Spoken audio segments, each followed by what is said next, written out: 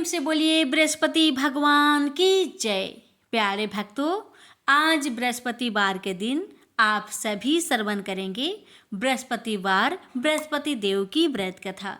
बृहस्पतिवार की व्रत करने और इस कथा को श्रद्धा पूर्वक श्रवण करने से बृहस्पति भगवान की कृपा से भक्तों की सभी मनोकामना पूरी हो जाती है। इसलिए कथा को बड़े ही श्रद्धा और प्रसन्नचित मन से पूरा अवश्य सुनिएगा। प्रेम से बोलिए बृहस्पति देव भगवान की जय, विष्णु भगवान की जय। कथा प्राचीन काल की बात है। किसी राज्य में एक बड़ा प्रतापी और दानी राजा राज्य करता था। वह हर गुरुवार को व्रत रखकर दीन दुखियों की मदद करके पुण्य प्राप्त करता था। परंतु ये बात उसकी रानी को अच्छी नहीं लगती थी।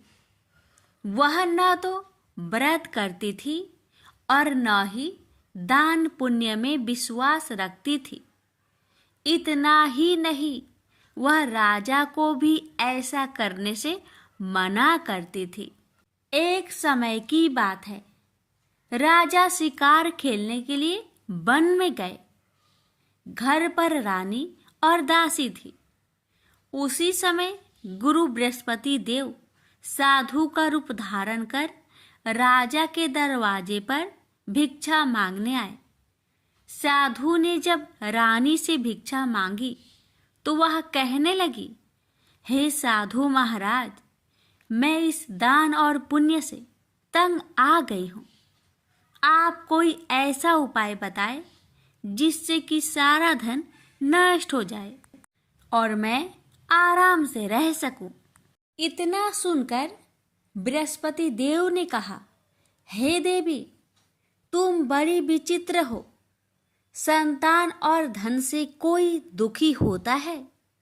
अगर अधिक धन है तो उसे शुभ कार्यों में लगाओ, कुंवारी कन्याओं का विवाह कराओ, विद्यालय और बाग बगीचे का निर्माण कराओ, जिससे तुम्हारे दोनों लोग सुधरे।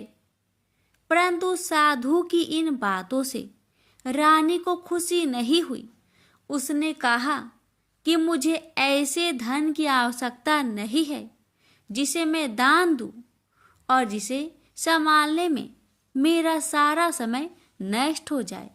तब साधु ने कहा, अगर तुम्हारी ऐसी इच्छा है तो मैं जैसा तुम्हें बताता हूँ तुम वैसा ही करना।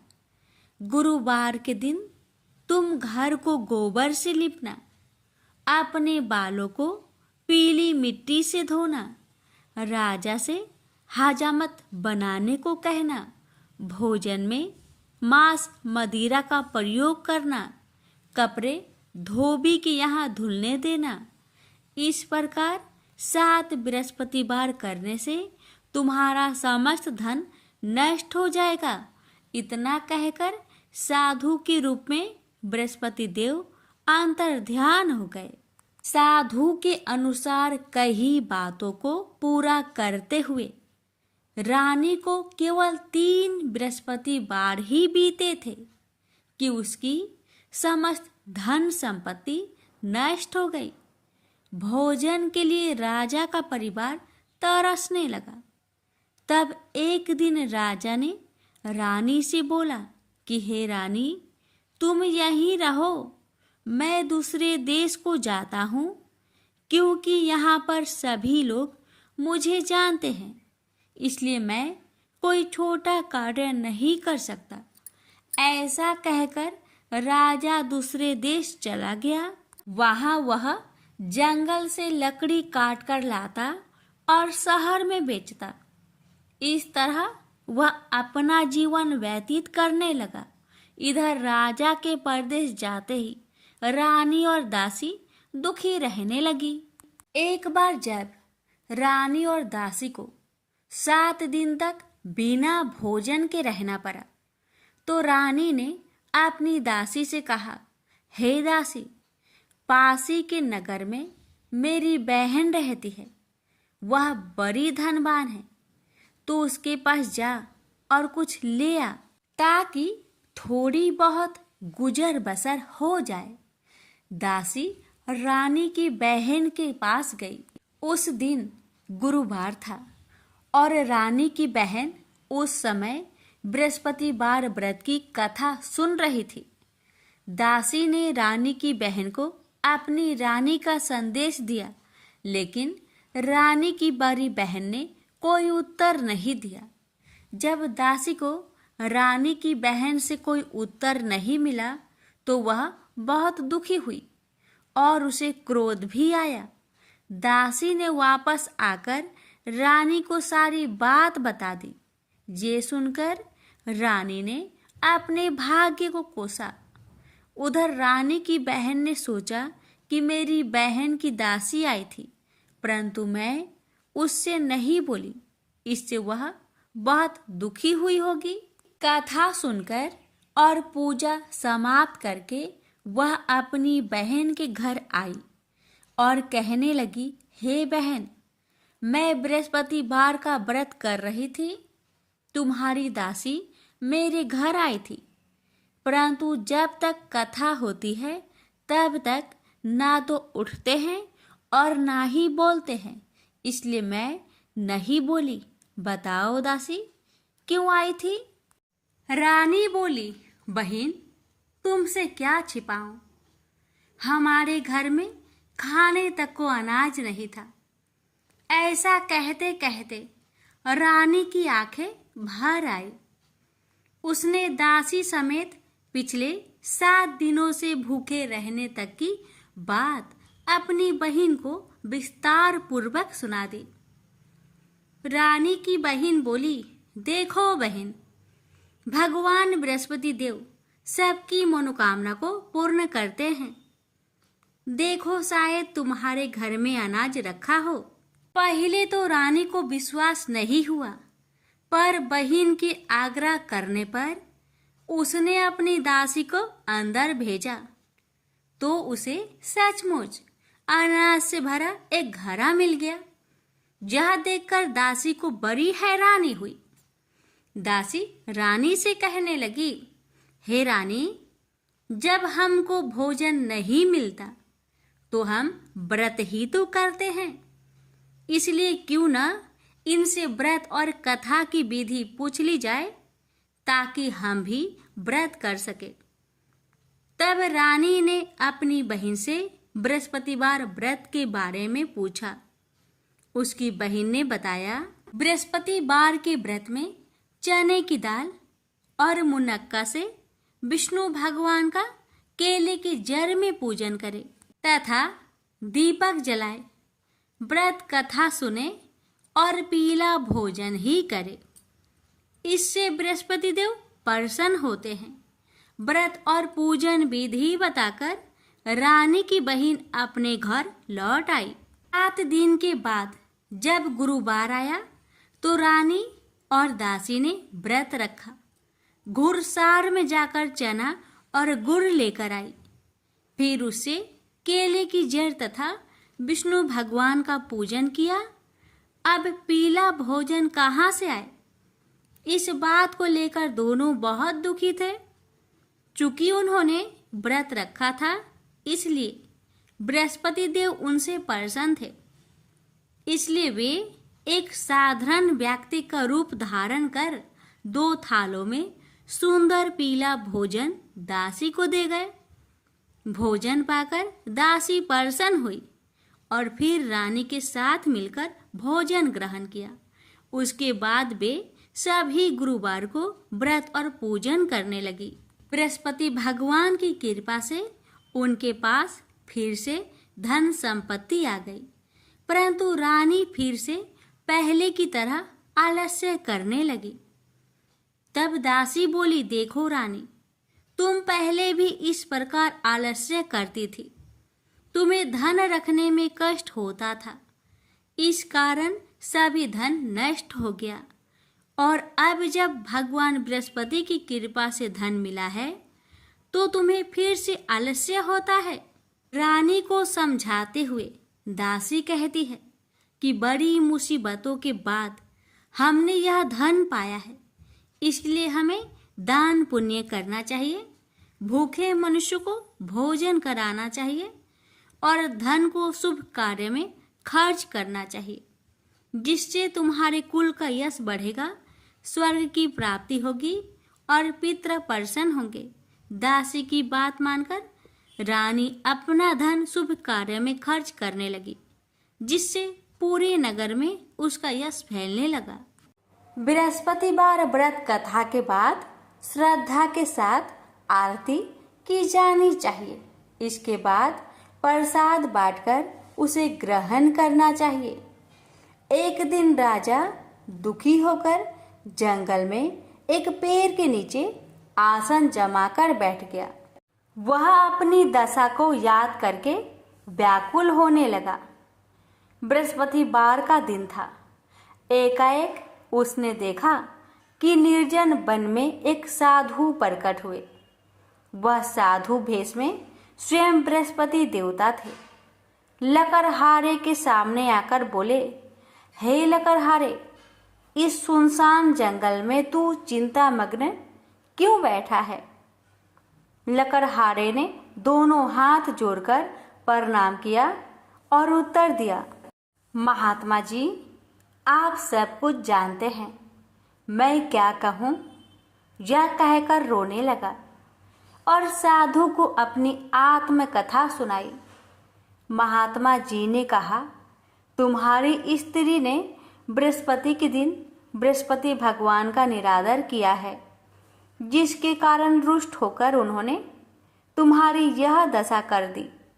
अब तुम चिंता को दूर करके मेरे कहने पर चलो तो तुम्हारे सब कष्ट दूर हो जाएंगे और भगवान पहले से भी अधिक संपत्ति देंगे। तुम बृहस्पतिवार के दिन कथा किया करो।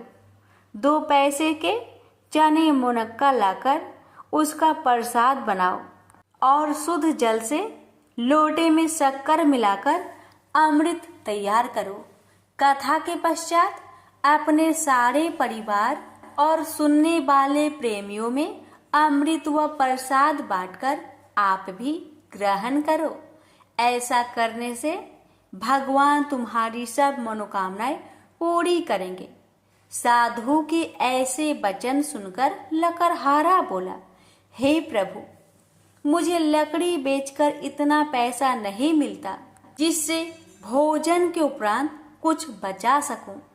मैंने रात्रि में अपने स्त्री को व्याकुल देखा है और मेरे पास कुछ भी नहीं जिससे मैं उसकी खबर मंगा सकूं।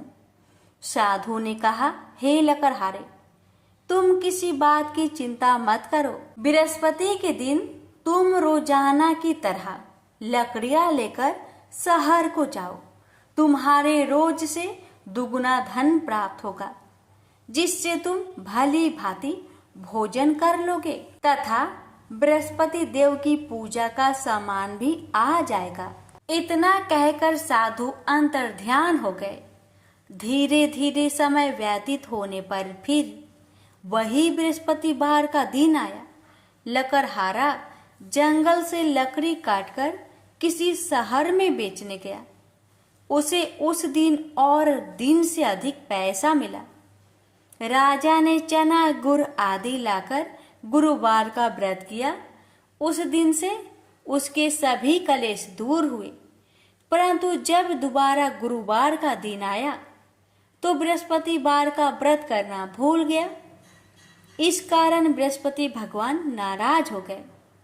उस दिन उस नगर के राजा ने विशाल यज्ञ का आयोजन किया तथा शहर में यह घोषणा करा दी कि कोई भी मनुष्य अपने घर में भोजन न बनावे, न आग जलावे। समस्त जनता मेरे यहाँ भोजन करने आवे। इस आज्ञा को जो न मानेगा उसे फांसी की सजा दी जाएगी। इस तरह की घोषणा संपूर्ण नगर में करवा दी गई। राजा की आज्ञा अनुसार शहर के सभी लोग भोजन करने गए, लेकिन लकड़हारा कुछ देर से पहुंचा, इसलिए राजा उसको अपने साथ घर लिवा ले गए और ले जाकर भोजन करा रहे थे। तो रानी की दृष्टि उस खूंटी पर पड़ी जिस पर उसका हार लटका हुआ था वह वहां पर दिखाई नहीं दिया। रानी ने निश्चय किया कि मेरा हार इस मनुष्य ने चुरा लिया है। उसी समय सिपाहियों को बुलवाकर उसको कारागार में डलवा दिया। जब लकड़हारा कारागार में पड़ गया और बहुत दुखी होकर विचार करने लगा कि ना जाने कौन से पूर्व जन्म के कर्म से मुझे यह दुख प्राप्त हुआ है, और उसी साधु को याद करने लगा जो कि जंगल में मिला था। उसी समय तत्काल बृहस्पति देव साधु के रूप में प्रकट हुए और उसकी दशा को देखकर कहने लगे, अरे मूर्ख, तूने बृहस्पति देव की कथा नहीं करी, इस कारण तुझे दुख प्राप्त हुआ है। अब चिंता मत कर, बृहस्पति वार के दिन कारागार के दरवाजे पर 4 पैसे पड़े मिलेंगे। उनसे तू बृहस्पति देव की पूजा करना, तेरे सभी कष्ट दूर हो जाएंगे। बृहस्पति के दिन उसे 4 पैसे मिले। लकड़हारे ने कथा कही। उसे रात्रि को बृहस्पति देव ने उस नगर के राजा को सपने में कहा, हे राजा, तुमने जिस आदमी को कारागार में बंद किया है वह निर्दोष है, वह राजा है, उसे छोड़ देना। रानी का हार उसी खूंटी पर लटका है। अगर तू ऐसा नहीं करेगा तो मैं तेरे राज्य को नष्ट कर दूंगा। इस तरह रात्रि के सपनों को देखकर राजा प्रातः काल उठा और खूंटी पर हार देखकर लकड़हारे को बुलाकर क्षमा मांगी तथा लकड़हारे को योग सुंदर वस्त्र आभूषण देकर विदा कर दिया। बृहस्पति देव की आज्ञा अनुसार लकड़हारा अपने नगर को चल दिया। राजा जब अपने नगर के निकट पहुंचा तो उसे बड़ा आश्चर्य हुआ। नगर में पहले से अधिक बाग, तालाब, कुएं तथा बहुत सी धर्मशाला, मंदिर आदि बन गई है। राजा ने पूछा, यह किसका बाग और धर्मशाला है? तब नगर के सब लोग कहने लगे, यह सब रानी और बांदी की है। तो राजा को आश्चर्य हुआ और गुस्सा भी आया। जब रानी ने यह खबर सुनी कि राजा आ रहे हैं तो उन्होंने बांदी से कहा कि हे दासी, देख, राजा हमको कितनी बुरी हालत में छोड़ गए थे। हमारी ऐसी हालत देखकर वह लौट न जाए, इसलिए तू दरवाजे पर खड़ी हो जा। आज्ञा अनुसार दासी दरवाजे पर खड़ी हो गई। राजा आए तो उन्हें अपने साथ लिवा लाई। तब राजा ने क्रोध करके अपनी रानी से पूछा कि यह धन तुम्हें कैसे प्राप्त हुआ? तब उन्होंने कहा, हमें यह सब धन बृहस्पति देव के इस व्रत के प्रभाव से प्राप्त हुआ है। राजा ने निश्चय किया कि 7 रोज बाद तो सभी बृहस्पति देव का पूजन करते हैं, परंतु मैं प्रतिदिन दिन में 3 बार कहानी तथा रोज व्रत किया करूंगा।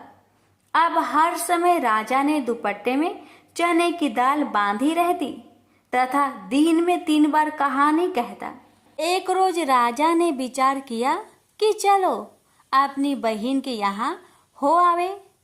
इस तरह निश्चय कर राजा घोड़े पर सवार हो अपनी बहन के यहाँ को चलने लगा। मार्ग में उसने देखा कि कुछ आदमी एक मुर्दे को लिए जा रहे हैं। उन्हें रोककर राजा कहने लगा, अरे भाइयों, मेरी बृहस्पति देव की कथा सुन लो। वे बोले, लो, हमारा तो आदमी मर गया है, इसको अपनी कथा की परी है। परंतु कुछ आदमी बोले, अच्छा कहो, हम तुम्हारी कथा भी सुनेंगे। राजा ने दाल निकाली और जब कथा आधी हुई थी कि मुर्दा हिलने लग गया, और जब कथा समाप्त हो गई तो राम राम करके मनुष्य उठकर खड़ा हो गया। आगे मार्ग में उसे एक किसान खेत में हल चलाता मिला। राजा ने उसे देख और उससे बोले, अरे भैया, तुम मेरी बृहस्पति वार की कथा सुन लो। किसान बोला, जब तक मैं तेरी कथा सुनूंगा तब तक 4 हरैया जोत लूंगा। जा अपनी कथा किसी और को सुनाना। इस तरह राजा आगे चलने लगा। राजा के हंसते ही बैल पछाड़ खाकर गिर गए तथा किसान के पेट में बड़ी जोर का दर्द होने लगा। उस समय उसकी माँ रोटी लेकर आई। उसने जब यह देखा तो अपने पुत्र से सब हाल पूछा और बेटे ने भी सभी हाल कह दिया। तो बुढ़िया दौड़ी दौड़ी उस घोड़ सवार के पास गई और उससे बोली कि मैं तेरी कथा सुनूंगी, तू अपनी कथा मेरे खेत पर चलकर ही कहना। राजा ने बुढ़िया के खेत पर जाकर कथा कही। इसके सुनते ही वह बैल उठ खड़ा हुई तथा किसान के पेट का दर्द भी बंद हो गया। राजा अपनी बहिन के घर पहुंचा। बहिन ने भाई की खूब मेहमानी की। दूसरे रोज प्रातःकाल राजा जागा तो वह देखने लगा कि सब लोग भोजन कर रहे हैं। राजा ने अपनी बहिन से कहा, ऐसा कोई मनुष्य है जिसने भोजन नहीं किया हो? मेरी बृहस्पतिवार की कथा सुन ले। बहिन बोली, हे भैया, यह देश ऐसा ही है कि पहले यहाँ लोग भोजन करते हैं, बाद में अन्य काम करते हैं। अगर कोई पड़ोस में हो तो देख आऊं। वह ऐसा कहकर देखने चली गई, परंतु उसे कोई ऐसा व्यक्ति नहीं मिला जिसने भोजन न किया हो। अतः वह एक कुम्हार के घर गई जिसका लड़का बीमार था। उसे मालूम हुआ कि उनके यहाँ 3 रोज से किसी ने भोजन नहीं किया है। रानी ने अपने भाई की कथा सुनने के लिए कुम्हार से कहा। वह तैयार हो गया। राजा ने जाकर बृहस्पतिवार की कथा कही, जिसको सुनकर उसका लड़का ठीक हो गया। अब तो राजा की प्रशंसा होने लगी। एक रोज राजा ने अपनी बहन से कहा कि हे बहन, हम अपने घर को जाएंगे, तुम भी तैयार हो जाओ। राजा की बहन ने अपनी सास से कहा। सास ने कहा, हाँ चली जा, परंतु अपने लड़कों को मत ले जाना, क्योंकि तेरे भाई के कोई औलाद नहीं है। बहन ने अपने भैया से कहा, हे भैया, मैं तो चलूंगी पर कोई बालक नहीं जाएगा। राजा बोला, जब कोई बालक नहीं चलेगा तब तुम ही क्या करोगी? बड़े दुखी मन से राजा अपने नगर को लौट आया। राजा ने अपनी रानी से कहा, हम निरवंशी है, हमारा मुंह देखने का धर्म नहीं है और कुछ भोजन आदि नहीं किया। रानी बोली, हे प्रभु, बृहस्पति देव ने हमें सब कुछ दिया है, वह हमें औलाद अवश्य देंगे। उसी रात को बृहस्पति देव ने राजा से सपने में कहा, हे राजा, उठ, सभी सोच त्याग दे, तेरी रानी गर्भ से है। राजा को यह बात सुनकर बड़ी खुशी हुई। 9वें महीने में उसके गर्भ से एक सुंदर पुत्र पैदा हुआ। तब राजा बोला, हे रानी, स्त्री बिना भोजन के रह सकती है, पर बिना कहे नहीं रह सकती। जब मेरी बहन आवे तुम उससे कुछ मत कहना। रानी ने सुनकर हाँ कर दिया। जब राजा की बहन ने यह शुभ समाचार सुना तो वह बहुत खुश हुई तथा बधाई लेकर अपने भाई के यहाँ आई। तभी रानी ने कहा, घोड़ा चढ़कर तो नहीं आई, गधा चढ़ी आई। राजा की बहन बोली, भाभी, मैं इस प्रकार न कहती तो तुम्हें औलाद कैसे मिलती? बृहस्पति देव ऐसे ही हैं, ऐसी जिसके मन में कामनाएं हैं सभी को पूर्ण करते हैं। जो सदा भावना पूर्वक बृहस्पतिवार का व्रत करता है एवं कथा पढ़ता अथवा सुनता है, दूसरों को सुनाता है, बृहस्पति देव उसकी सभी मनोकामना पूर्ण करते हैं। तो प्रेम से बोलिए, बृहस्पति भगवान की जय हो। सौराष्ट्र देश में द्वापर युग की यह कहानी हुई है। सौराष्ट्र में उस समय भद्रश्रवा नाम के राजा थे। वे बड़े पराक्रमी राजा थे। 4 वेद, 6 शास्त्र, 18 पुराणों का उन्हें ज्ञान था। उनकी रानी का नाम सूरत चंद्रिका था। रानी देखने में सुंदर और सुलक्षणा थी तथा पतिव्रता थी। उन दोनों को 7 पुत्र तथा उनके बाद एक कन्या का वरदान मिला था। कन्या का नाम श्यामबाला था। एक बार महालक्ष्मी जी के मन में आया कि जाकर उस राजा के राजप्रसाद में रहे। इससे राजा को दुगनी धन दौलत की प्राप्ति होगी और वह इस धन दौलत से अपनी प्रजा को और सुख दे पाएगा। गरीब के घर अगर रहे और उन्हें धन दौलत प्राप्त हो तो वह स्वार्थी की तरह केवल अपने ऊपर ही खर्च करेगा।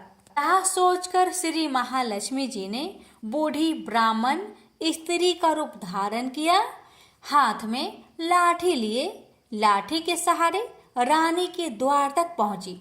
यद्यपि उन्होंने बूढ़ी औरत का रूप धारण किया था, पर उनके चेहरे पर देवी का तेज था।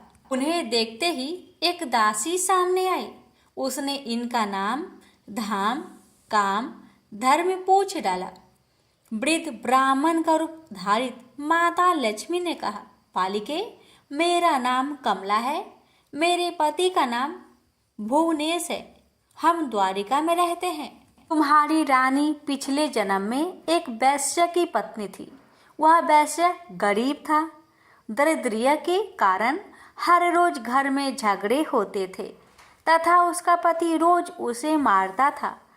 इन बातों से तंग आकर वह घर छोड़कर चली गई तथा वन जंगल में खाली पेट भटकने लगी। उसकी इस दुर्दशा पर मुझे दया आई, तब मैंने उसे सुख संपत्ति देने वाली श्री महालक्ष्मी जी की कथा सुनाई। मेरे कहने पर उसने श्री महालक्ष्मी जी का व्रत किया। श्री महालक्ष्मी जी प्रसन्न हुई, उसकी गरीबी दूर हुई, उसका घर संसार दौलत संतति संपत्ति से भर गया। बाद में पति पत्नी दोनों परलोक सिधारे। लक्ष्मी व्रत करने के कारण वे लक्ष्मी लोक में रहे। उन्होंने जितने साल महालक्ष्मी जी का व्रत किया उतने हजारों साल उन्हें सुख भोग मिला। इस जन्म में उनका जन्म राजघराने में हुआ है, परंतु वह श्री महालक्ष्मी जी का व्रत करना भूल गई है। उसे यह याद दिलाने मैं यहाँ आई हूँ। बुढ़िया की बातें सुनकर दासी ने उन्हें प्रणाम किया तथा श्री महालक्ष्मी जी का व्रत किस तरह किया जाए इस बारे में पूछा। बुढ़िया रूप धारण किए हुए श्री महालक्ष्मी माता ने दासी को पूजा की विधि तथा महिमा बताई। इसके बाद वह दासी माता को प्रणाम कर रानी को बताने अंदर चली गई। राज वैभव में रहते हुए रानी को अपने ऐश्वर्य का बहुत घमंड हुआ था। संपत्ति तथा अधिकार के वजह से वह उन्मत्त हो गई थी। दासी द्वारा बताई गई बुढ़िया की बातें सुनकर वह आग बबूला हो गई और राजद्वार पर आकर बुढ़िया रूपी श्री महालक्ष्मी पर बरस पड़ी। उसे यह मालूम नहीं था कि श्री महालक्ष्मी माता बुढ़िया का रूप धारण किए द्वार तक आई हैं, परंतु रानी का इस कदर रुख बर्ताव तथा अपना अनादर देखकर माता ने वहां ठहरना ठीक ना समझा। वे वहां से चल पड़ी। राह में उन्हें राजकुमारी श्यामबाला मिली। उन्होंने श्यामबाला को सारी बात बताई। श्यामबाला ने अपनी ओर से श्री महालक्ष्मी माता से क्षमा मांगी। माता को उस पर दया आई। उन्होंने श्यामबाला को श्री महालक्ष्मी व्रत के बारे में बताया। उस दिन अगहन यानी मार्गशीर्ष माह का पहला गुरुवार था। श्यामबाला ने परम श्रद्धा से श्री महालक्ष्मी जी का व्रत रखा। फल स्वरूप राजा सिद्धेश्वर के सुपुत्र मालाधर से उसका विवाह हुआ। वह धन दौलत ऐश्वर्य वैभव से माला माल हो गई। पति के साथ ससुराल में आनंद से दिन बिताने लगी। इधर श्री महालक्ष्मी का रानी पर प्रकोप हुआ। फलस्वरूप राजा भद्रसर्वा का राज्य एवं राज कारोबार नष्ट हो गया, जहाँ तक कि खाने की लाले पड़ गए। ऐसी हालात में एक दिन रानी ने राजा से निवेदन किया, हमारा दामाद इतना बड़ा राजा है, धनवान है, ऐश्वर्यशाली है, क्यों ना उसके पास जाए, अपना हाल उसे बताए, वह जरूर हमारी मदद करेगा। इस बात पर राजा भद्रश्रवा दामाद के पास रवाना हुए। राज्य में पहुंचकर एक तालाब के किनारे थोड़ी देर विश्राम लेने के लिए ठहरे। तालाब से पानी पीने आते जाते दासियों ने उन्हें देखा। उन्होंने विनम्रता से उनकी पूछताछ की। जब उन्हें यह मालूम हुआ कि वे रानी श्यामबाला के पिता हैं, तो दौड़ते हुए जाकर उन्होंने रानी को सारी बात बताई। रानी ने दासी के हाथ राज परिधान भेजकर बड़े ठाट से उनका स्वागत किया तथा आदर सत्कार किया, खान पान करवाया। जब वे लौटने लगे तो सोने की मोहरों से भरा घड़ा दिया। राजा भद्रश्रवा जब वापस लौटे तो उन्हें देखकर रानी सूरत चंद्रिका खुश हुई। उन्होंने सोने की मोहर से भरे घड़े का मुख खोला, पर हाय भगवान, घड़े में धन के बदले कोयले मिले। ये सब श्री महालक्ष्मी जी के प्रकोप से हुआ।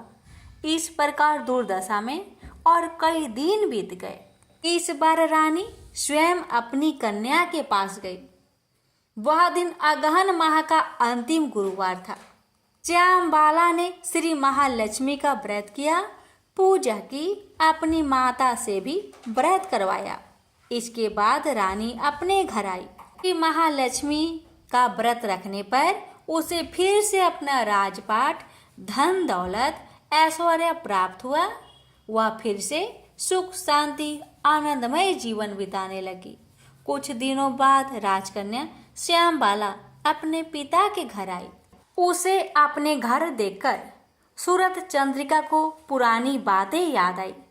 यही कि श्यामबाला ने अपने पिता को घड़ा भर कोयला दिया था और उसने तो कुछ भी नहीं दिया था। इसी कारण श्यामबाला को पिता के घर आने पर उसका कोई आदर आतिथ्य नहीं हुआ, बल्कि अनादर हुआ। पर उसने इस बात का बुरा नहीं माना। अपने घर लौटते समय उसने पिता के घर से थोड़ा नमक ले लिया। अपने घर लौटने पर उसके पति ने पूछा, अपने मायके से क्या लाई हो? इस पर उसने जवाब दिया, वहाँ का सार लाई हूँ। पति ने पूछा, इसका मतलब क्या हुआ? श्यामबाला ने कहा, थोड़ी धीरज रखे, सब मालूम हो जाएगा। उस दिन श्यामबाला ने सारा भोजन नमक बिना डाले ही बनाया और परोसा। पति ने खाना चखा, सारा खाना नमक बिना था, इसलिए स्वाद न आया। फिर श्यामबाला ने थाली में नमक डाला, इससे सारा भोजन स्वादिष्ट लगने लगा। तब श्यामबाला ने पति से कहा, यही है वह मायके से लाया हुआ सार। पति को उसकी बात सही लगी। फिर वह दोनों हंसी मजाक करते हुए भोजन करने लगे। कहा गया है कि इस तरह जो कोई श्रद्धा भाव से श्री महालक्ष्मी जी का पूजा करे, उसे माता की कृपा प्राप्त होती है, सुख संपत्ति शांति प्राप्त होती है, सभी मनोकामनाएं पूरी होती है। परंतु यह सब प्राप्त होने पर माता की पूजा को भूलना नहीं चाहिए। हर गुरुवार को व्रत पाठ अवश्य करना चाहिए। इस तरह श्री महालक्ष्मी जी की महिमा भक्तों की मनोकामना पूरी करती है। प्रेम से बोलिए लक्ष्मी माता जी की जय। हे माँ, आपकी कथा कहने वाले पर, सुनने वाले पर, हुकार भरने वालों पर अपनी कृपा सदा सर्वदा बनाए रखना, घर में सुख शांति बनाए रखना, भक्तों की हर मनोकामना को पूर्ण करना। बोलिए महालक्ष्मी माता जी की जय। अब श्रवण करें बृहस्पति देवता की आरती। ओम जय बृहस्पति देवा, जय बृहस्पति देवा, छिने छिने भोगे लगाऊं कदली फल मेवा। ओम जय बृहस्पति देवा, तुम पूर्ण परमात्मा, तुम अंतर्यामी, जगत पिता जगदीश्वर, तुम सबके स्वामी। ओम जय बृहस्पति देवा, चरणामृत निज निर्मल, सब पातक हरता, सकल मनोरथ दायक, कृपा करो भरता। ओम जय बृहस्पति देवा, तन मन धन अर्पण कर, जो जन शरण परे, प्रभु पर कट तब होकर, आकर द्वार खरे। ओम जय बृहस्पति देवा, दीन दयाल दयानिधि, भक्तन हितकारी, पाप दोष सब हरता, भव बंधन हारी। ओम जय बृहस्पति देवा, सकल मनोरथ दायक, सब संचय तारो, विषय विकार मिटाओ, संतन सुखकारी। ओम जय बृहस्पति देवा, जो कोई आरती तेरी, प्रेम सहित गावे, ज्येष्ठानंद बंद सो निश्चय पावे। ओम जय बृहस्पति देवा। प्रेम से बोलिए बृहस्पति देव की जय। लक्ष्मी माता की आरती। ओम जय लक्ष्मी माता, मैया जय लक्ष्मी माता, तुमको निस दिन सेवते, हरि विष्णु विधाता। ओम जय लक्ष्मी माता, उमा रमा ब्रह्मानी, तुम ही जग माता, मैया तुम ही जग माता। सूर्य चंद्रमा ध्यावते, सूर्य चंद्रमा ध्यावते, नारद ऋषि गाता। ओम जय लक्ष्मी माता, दुर्गा रूप निरंजनी, सुख संपत्ति दाता, मैया सुख संपत्ति दाता। जो कोई तुमको ध्याता, रिद्धि सिद्धि धन पाता। ओम जय लक्ष्मी माता, तुम्हें पाताल निवासिनी, तुम्हें ही शुभदाता, मैया तुम्हें ही शुभदाता। कर्म प्रभाव प्रकाशिनी, भवनिधि की त्राता। ओम जय लक्ष्मी माता, जिस घर में तुम रहती, सब सद्गुण आता, मैया सब सद्गुण आता। सब संभव हो जाता, मन नहीं घबराता। ओम जय लक्ष्मी माता, तुम बिन यज्ञ न होते, वस्त्र न कोई पाता, मैया वस्त्र न कोई पाता। खाने पाने का वैभव सब तुमसे आता। ओम जय लक्ष्मी माता, शुभ गुण मंदिर सुंदर, क्षीरोदधि जाता, मैया क्षीरोदधि जाता। रत्न चतुर्दश तुम बिन कोई नहीं पाता। ओम जय लक्ष्मी माता, महालक्ष्मी जी की आरती जो कोई जन गाता, मैया जो कोई जन गाता, उरे आनंद समाता, पाप उतर जाता।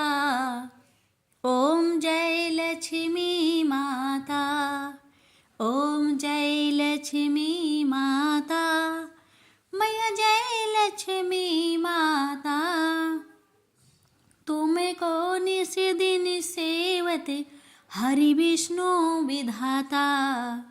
ओम जय लक्ष्मी माता। सब बोलिए लक्ष्मी माता की जय, लक्ष्मी नारायण जी की जय। आरती पूरी होने के बाद तुलसी में आरती जरूर दिखाना चाहिए। इसके बाद घर के लोगों को आरती लेनी चाहिए।